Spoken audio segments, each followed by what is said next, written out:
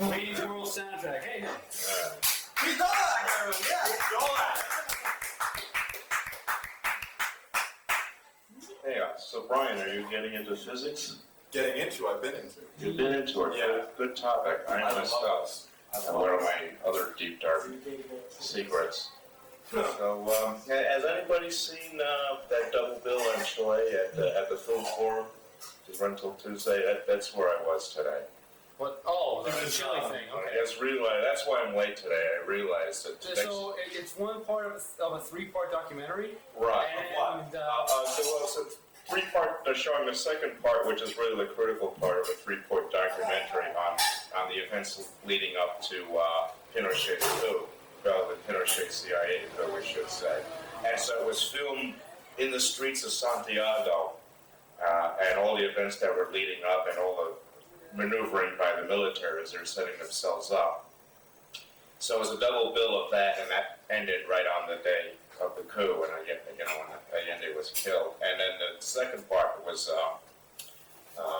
called Chile Obstinate Memory. What they did is a filmmaker who somehow managed to escape from Chile after making this film went back 2 years ago to show the film, which had been banned to this point, and then get people's reaction to this, and that was the creation of the second film.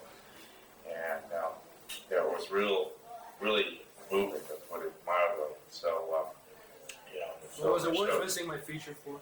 Well, I was hoping I could get here in time, but it's only running till Tuesday, and I realized it was like literally this was the only day I would have to go see it. So I was hoping. You've heard like every one of my poems anyway over the But it's well worth. All your poems are well worth hearing a second time. So I was hoping to be a big crowd, and you'd be delighted, and I'd be able to catch you. But I'll catch you at Saturday. I know you're coming up there. So. At one point that they showed that literally the day before the coup, this massive march in the street for Allende. I mean, they showed people marching for Allende, over a period of months as all this maneuvering was going on, and the fact that Allende was really trying to adhere to the Chilean Constitution, and he was getting blocked at every stop. And it was because of his adherence to constitutional law prevented him from taking out the leaders in the Army and the Navy and the Air Force who were leaders in the coup. So it was a dramatic situation. Second film, if I'm not mistaken. He brought the film back to Chile to be shown in Right. the country for the first time. Right. Nobody had seen it, and I think the critical scene in that is that they show somebody who was in the crew that was now a professor in Chile. Somehow he had managed to avoid being killed himself, and probably because the authorities didn't know who he was. And so they showed it to his university students, and before they showed the film, they're interviewing the students on what do you think about the coup and the aftermath and all that. And obviously they didn't like to, because they're sitting there, it really wasn't so bad, and gee, it was unfortunate, but look at the good we got out of it. And, it was all basically a joke. They're all happy and laughing. And, it was no big deal. Some people are saying, it was really necessary to do that. Then they showed the film. Then they showed the reaction of all the students at the end of it. And they're all either crying or really biting their lip to keep from crying. And it was really poignant because it's probably the first time in their lives they ever got told or showing the truth there. That was probably the most dramatic thing between the two of them. And in the first film, they just showed this tremendous march on this huge boulevard, not like Avenue B wide, but I mean, like Queens Boulevard or Broadway in the Upper West Side wide.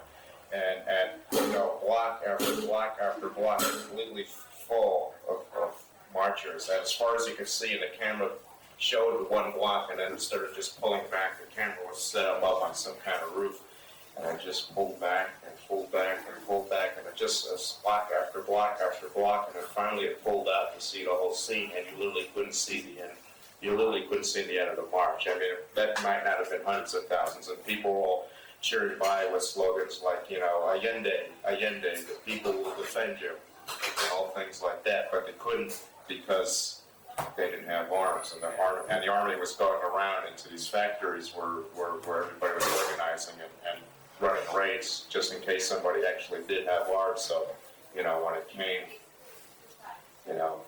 there wasn't any defense anybody could mount against all that. And they showed the Air Force bombing the things and everybody being rounded up. So it was a very powerful film. So if you got a chance to see it before Tuesday, go on.